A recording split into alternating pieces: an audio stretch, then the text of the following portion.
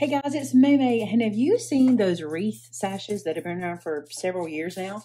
Well, we were at a Easter or a spring village little festival situation, and they were everywhere, and I fell in love with them. So I decided I wanted to try to make myself one, and I'm gonna make two of them, and I'm gonna bring you guys along.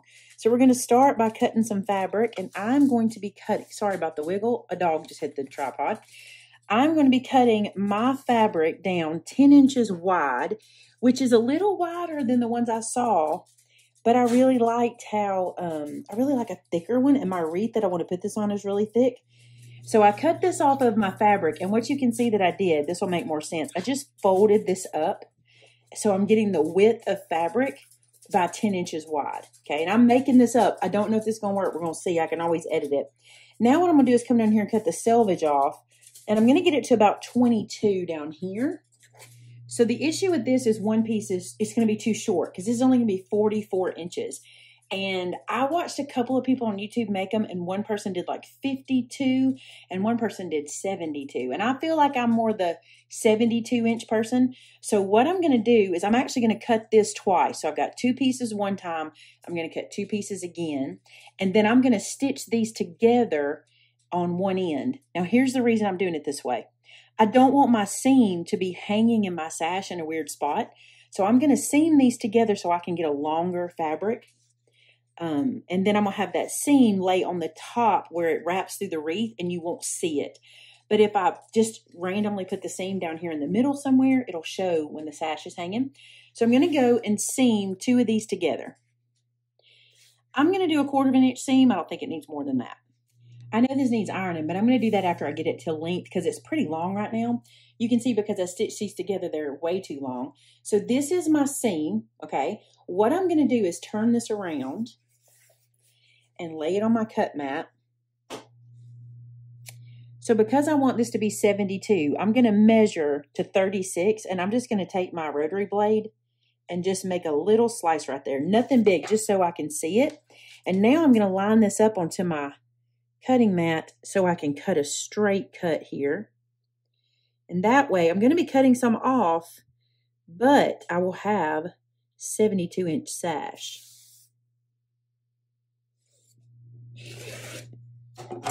So this can go into scrap, and this is now my sash. Now I'm kind of torn, and I can let y'all tell me in the comments what you would do.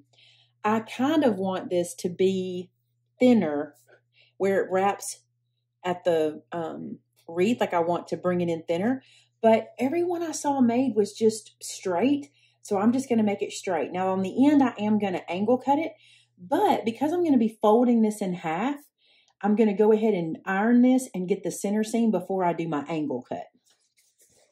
So what I did here was iron the center seam open, and then I ironed it in half right sides together. And this is where I want to get my angle cut. I'm kind of feeling something like this. I don't want it super, super sharp. I mean, you could do this, but I don't want it too sharp because I'm going to be adding an image here, and I think I want it to show really well. So what this is 1, 2, 3, 4 inches. I'm here, and I'm at the point here, and I'm going to cut this. All the ones I saw, all the points went the same direction, so that's what I'm going to do. I think it'd be pretty if they went opposite directions even, but they went the same. So this is one. I'm going to do the same thing again for one more so we can move on to the next step. On the second set, I kind of cheated it. I laid my first set over the second and just cut it to match so I didn't have to even worry about the angle again. All right, let's talk about what I want to put here. So what I've got here, these are two charm pack squares, or two pieces from a charm pack. And I love this green, and I think it'll go with my decor like all the time. But I want to put a cross on the end of those because for Easter, that's just kind of what I want. So I took out my little sketchy pad and I put some marks where that charm square lives because I want to make as big as I can of a cross. So what I'm going to do is just sketch one in. I'm going to be appliquing this down. So I'm going to get the full width of what I'm sketching so I don't need to add a seam allowance. Now I'm going to cut this out as a pattern, and it may be too long for my piece, but I'll find out when I put it on it. And if it is, I can always bring the edges in, but I want it to be pretty thick because I want to be able to see the fabric. Sketching may not be your thing, and if it's not, you can always find like a coloring book page or something on the internet you could cut out for this. So this is going to get cut from here. That'll be perfect. Let's see if the cross will fit. So I'm going to be putting this here, but I've got to remember that I have a seam allowance on this side, which is going to take up 1/4 inch. So I'm going to bring my cross in. I think I'm going to take it in 2 of my notches. When I say notches, I mean the dots on my page. That's what I'm looking at. That's probably about 1/2 inch. And then I probably should do that at the bottom and maybe the top. Let's check. I think I'll take 1 from each bottom and top instead of 2. We'll split the difference here. That's going to be good. That'll be a good width to put on there and a good height. Okay, so now we're going to put it onto some fabric or cut it out of fabric. I changed my mind on the fabric, but that's because I forgot I had to make 4 of these, not 2 of them, because there's 2 legs on the sash, right? So this green fabric is going to be what I use. I think this is so pretty, by the way. This is from the fabric line called Lighthearted. I think it is gorgeous. It's a motive fabric. It's Camille Ross Kelly, and the Lighthearted is so beautiful. And I bought a... what is this called? It's half a fat quarter. I forget what that's called, but it's not a whole fat quarter bundle. It's the one underneath it, and I just love this. So I'm going to take this to the iron, and I'm going to put some heat and bond. This time I'll use it. I don't mind using it on things that aren't clothing. It's not my favorite on clothing, but I'm going to put some heat and bond on here to make these guys a little more sturdy for when we go to sew them on. What I'm going to do here, because the orientation of the fabric doesn't matter, I'm going to cut from the back side. And so while I've still got the protective backer on my heat and bond, I'm going to trace onto that so I don't have to use any special pins or anything on the fabric. I'm not too concerned about my cross being perfect as far as drawn on. I can fix some of that with my scissors by just letting my scissors make a pretty straight cut.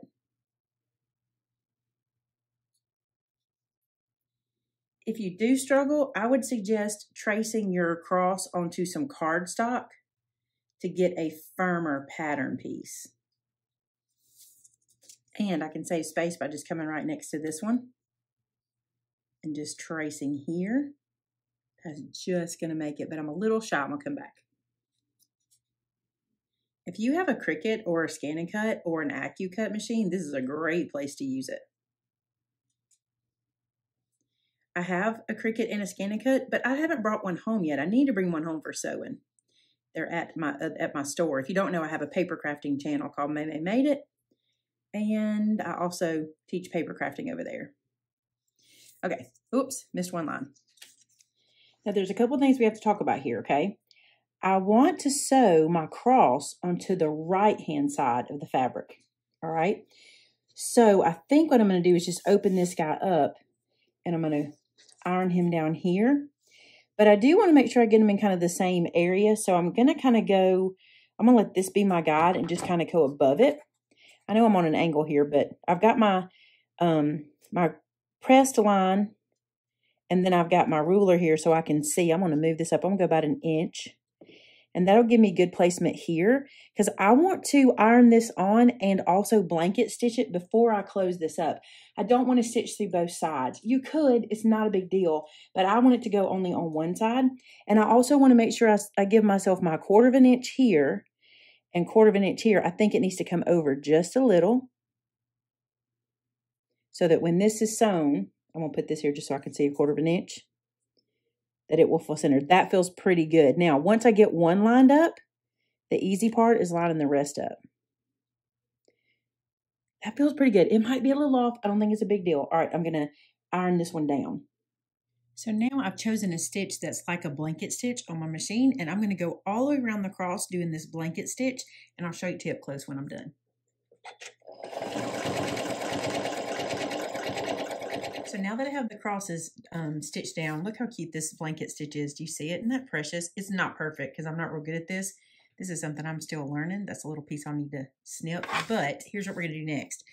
We're going to take this now right sides together, and that's going to put our cross on the inside of our sash, okay? And we're going to sew around all the way down, leaving us a gap to turn this right side out. Okay, so I'm going to go down, and about midway, I'll leave myself a 3 or 4 inch gap. I typically leave a bigger gap than you need to because I'm going to top stitch, so it's no big deal. So sew all the way around, and we'll get right back together.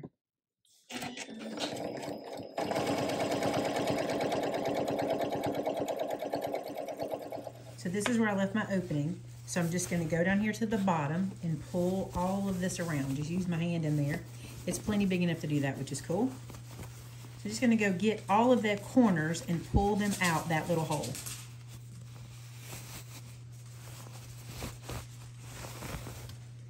So now you see we've got it turned back the right way. And I'm going to take a tool and push down here and get my little point better. And then I'm going to take it to the iron and iron it nice and flat. Okay, so I've got it turned around and ironed, and I put pins where I need to close it up. This guy is so long, I'm kind of putting him over my shoulder to sew him. What I'm going to do to close him up is a top stitch. Now, I know a lot of people don't like that, and I get it. But if you want to hand stitch it, do a little whip stitch, go right ahead. I am just a machine sewer. And I'm using a foot that I don't know if it's for top stitching or not. I just like where this line is, and I've moved my needle all the way over so I can get a really tight top stitch, and that's just the way I do it.